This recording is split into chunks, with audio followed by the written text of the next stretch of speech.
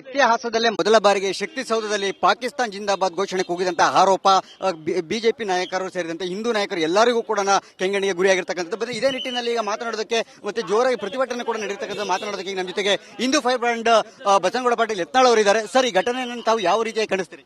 ನೋಡ್ರಿ ಸರ್, ಈ ದೇಶದಲ್ಲಿ ದೇಶದ ಅನ್ನ ತಿಂದು ಪಾಕಿಸ್ತಾನ ಪರ ಘೋಷಣೆ ಕೊಡುವಂತವ್ರು ಇಂಥವ್ರು ಯಾಕೆ ಹೆಚ್ಚಾಗಿದ್ದಾರೆ ಅಂದ್ರೆ ಕಾಂಗ್ರೆಸ್ಸಿನ ಒಂದು ಪ್ರಚೋದನೆ. ಕಾಂಗ್ರೆಸ್ ಇವತ್ತು ಮುಸ್ಲಿಮರ ಪರವಾಗಿ ಏನು ಇವತ್ತು ಅವನ್ನ ಬೆಂಬಲ ಮಾಡ್ತಾ ಇದೆ, ಅದರ ಲಾಭ ತಗೊಂಡು ಮುಸ್ಲಿಮರು ಪಾಕಿಸ್ತಾನ ಪರವಾಗಿ ಘೋಷಣೆ ಕೊಡ್ತಾರೆ.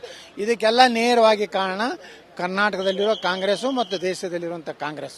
ಇಂಥವ್ರನ್ನ ಹುಡುಕಿ ಯಾಕೆ ಆಯ್ಕೆ ಮಾಡ್ತಾರೆ ರಾಜ್ಯಸಭೆಗೆ ಅಂತ ಹೇಳಿ ಇಂಥ ಏನು ಒಂದು ಸೂಚನೆ ಅದೇ ಇದೆ ರೀ. ಅಂತ ಮತಾಂತರನೇ ಆಯ್ಕೆ ಯಾಕೆ ಮಾಡ್ತಾರೆ ಅಂದ್ರೆ ಮುಸ್ಲಿಮರು ಅಂತ ಮತಾಂತರನೇ ನಾಯಕರು ಮಾಡ್ಕೊಂಡಿರ್ತಾರೆ. ಇವರು ಇಂಡಿಯಾ ಪಾರ್ಲಿಮೆಂಟ್ ಆಯ್ಕೆ ಆಗಿದ್ದಾರೆ, ಪಾಕಿಸ್ತಾನ ಪಾರ್ಲಿಮೆಂಟ್ ಆಯ್ಕೆ ಆಗಿದ್ದಾರೆ ಅಂತಕ್ಕಂಥದ್ದು. ಈ ಬೆಂಬಲಿಗರು ನೋಡಿದ್ರೆ ಇವರು ಈ ರೀತಿಯ ಘೋಷಣೆಗಳು ಕೂಗೋದು ಇದು ಎಲ್ಲಿಂದ ಆಯ್ಕೆ ಆಗಿದ್ದಾರೆ ಇವರು ಅಂತ ಯಾವ ಮನಸ್ಥಿತಿಯಲ್ಲಿದ್ದಾರೆ ಇವರು? ಈ ದೇಶದ ಅನ್ನ ತಿಂತಾರೆ, ನೀರು ಕುಡಿತಾರೆ, ಈ ದೇಶದ ಗಾಳಿ ಕುಡ್ತಾರೆ.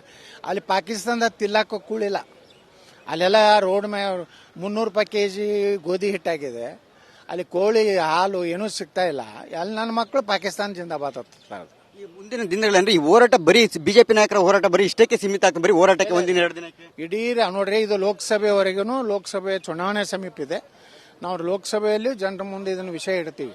ಕಾಂಗ್ರೆಸ್ ಕರ್ನಾಟಕದಲ್ಲಿ ಅಧಿಕಾರಕ್ಕೆ ಬಂದ ಮೇಲೆ ಯಾವ ರೀತಿ ಮುಸ್ಲಿಂ ಮೂಲಭೂತವಾದಿಗಳ ಒಂದು ಶಕ್ತಿ ಹೆಚ್ಚಾಗಿದೆ ಅನ್ನುವಂಥದ್ದನ್ನು ನಾವು ಜನರ ಮುಂದೆ